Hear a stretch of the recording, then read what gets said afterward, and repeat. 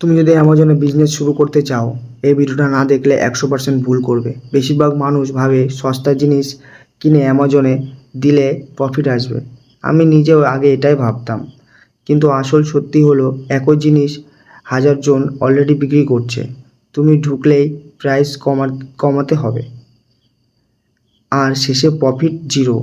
ধরো তুমি 20 টাকার একটা প্রোডাক্ট কিনলে, অ্যামাজনে দেখলে 200 টাকার বিক্রি হচ্ছে। তোমার মনে হবে ইয়েস প্রফিট, কিন্তু আসল হিসাবটা কেউ বলে না। Amazon composition, delivery charge, ad খরচ, রিটার্ন সব কেটে শেষে তুমি লসে চলে যাবে। তাহলে কি করবে? লো কম্পোজিশন প্রোডাক্ট খুঁজতে হবে, বা লোকাল জিনিস সেল করতে হবে।